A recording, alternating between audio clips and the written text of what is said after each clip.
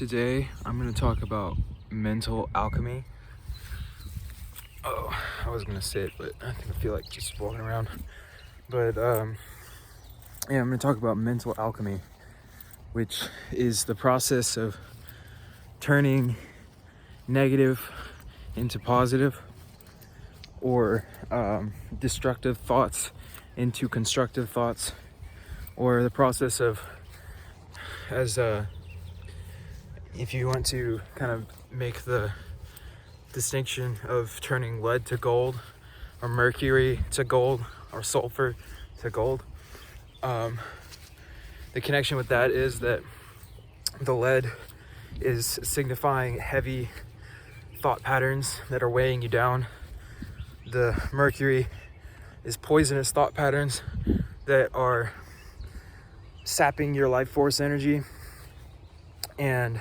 the sulfur are the things that are repelling to you, or things that are kind of like they're almost too harsh to deal with. But it's taking all of these thought patterns and then it's basically running them through a filter in your mind in order to be able to reprogram those thought patterns or those thought forms to be something that helps you rather than something that hinders you. And with mental alchemy, you can also use this mental alchemy to defend yourself from other psychic attacks from people and things like that, by taking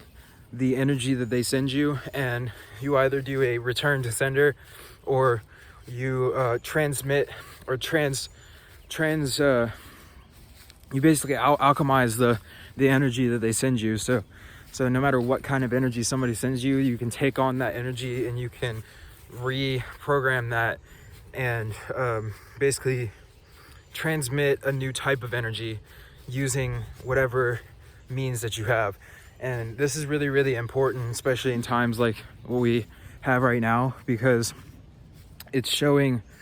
that there's a way that we can take this negativity and actually use it rather than just like denying it or repressing it. And we can take it and start to alchemize it into positive energy that we can use to heal ourselves and the planet.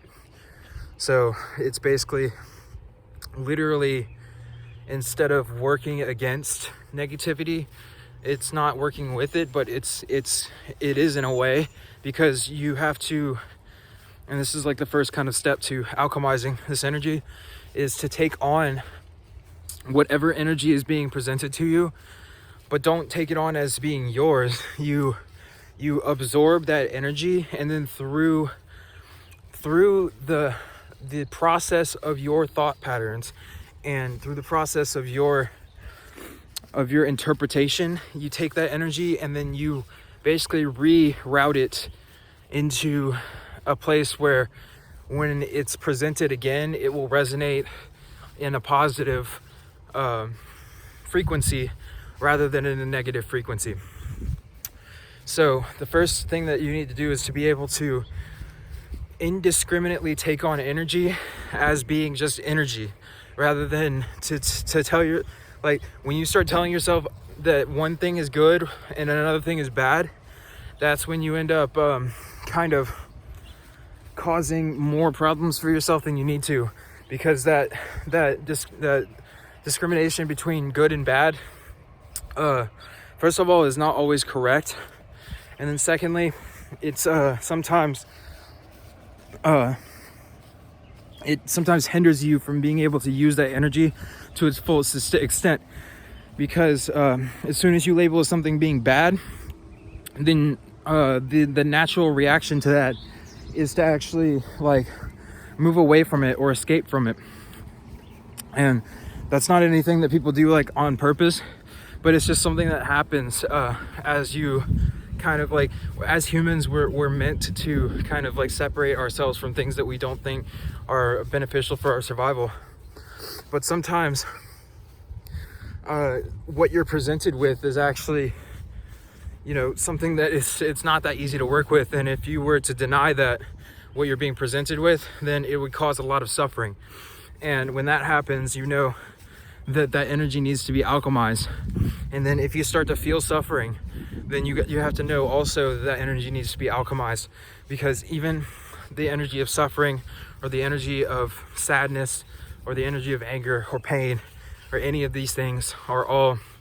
able to be alchemized and changed into positive feelings. Like you can actually take on another person's, like say somebody, and this is kind of an interesting way of going about it, but like say that somebody comes to you in anger or fear, you can actually, if you don't react to that energy that they're putting off, you can actually kind of absorb the pure energy of that and then alchemize it in your body, and then radiate out the same exact energy but of a different frequency. And then through that will actually depolarize the negative thing that is sending you negative energy. So through the understanding and the reinterpretation of energy, you can actually repolarize energy, and you can actually depolarize negative entities as well. So instead of fighting fire with fire or fighting negativity with more negativity, it's about understanding the negativity, taking it and basically nurturing it and loving it until it turns into positive energy. And I know it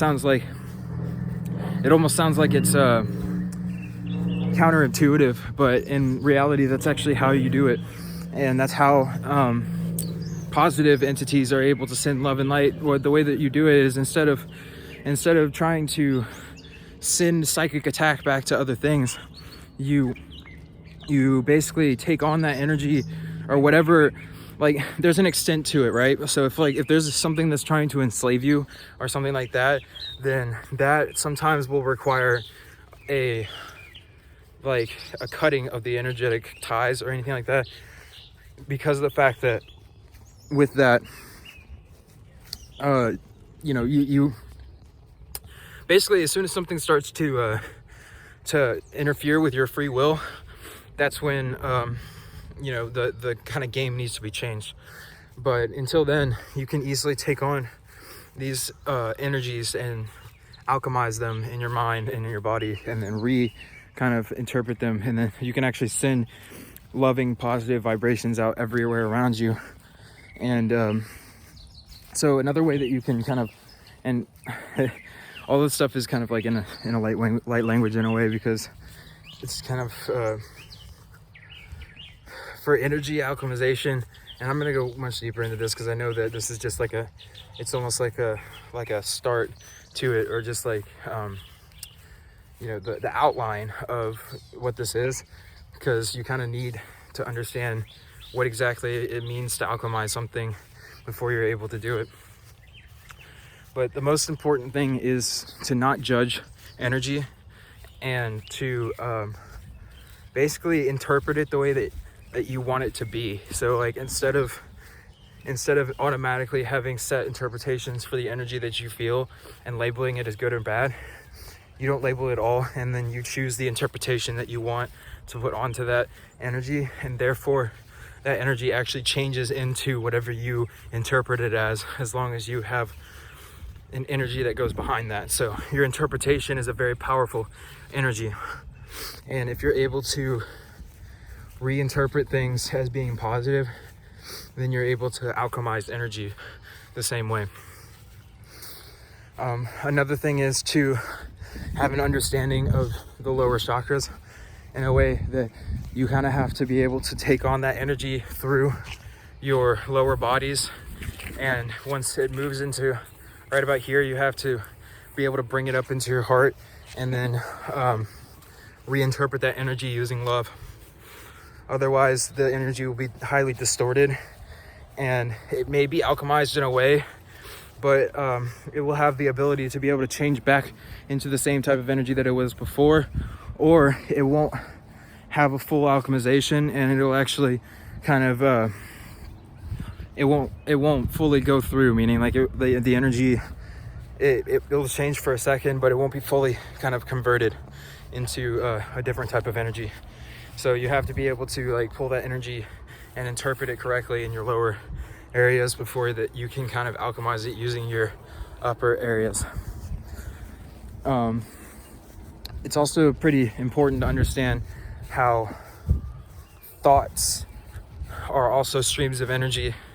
how emotions are streams of energy, how any type of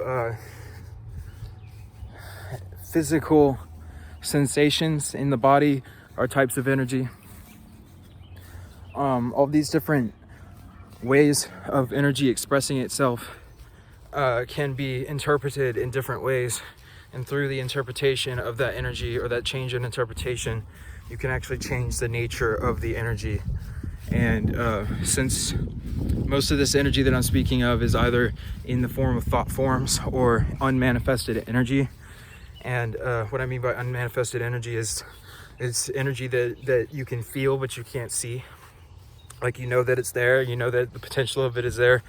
but you can't see it yet. Like, it hasn't physically manifested itself. And then while energy is in that state, it's actually very powerful because it's free form, or it can basically be turned into anything. So it's best to kind of like use that state to alchemize energy, of that state of whenever it's in the non-judged state. And that's that kind of like deleting of your judgment of negative and positive, in order to be able to truly kind of use this energy in a way that's beneficial for you. I'm gonna do a full kind of rundown on alchemy, because I feel like this is a really important topic, and learning how to transmute negative feelings into positive is very, very important for me. And I've literally barely even scratched the surface. Like, I haven't even gone into it at all in this video, but I feel like it deserves a few more and a deeper dive into this topic, because learning how to alchemize energy has changed my entire life, and it's changed the way that I've seen everything. And it's just brought me into a space where I'm able to both deal with energy and kind of like use it to my advantage a lot more than what I used to be able to. And also, to ground yourself using nature is very, very important, because that way you can actually start to tap into the vibrational frequency of nature, and you can start to interpret energy through that frequency rather than through your own filter of your ego. And the grounding actually helps you to be able to, it works like a lightning rod. So as these lightning bolts of thought patterns get shot to you, it gives you a place where the energy can flow through you and then like kind of like be dissipated through the ground, rather than kind of causing lots of damage. And this is all metaphorical, spoken in light language, but like, basically, if you get shocked by a negative thought pattern,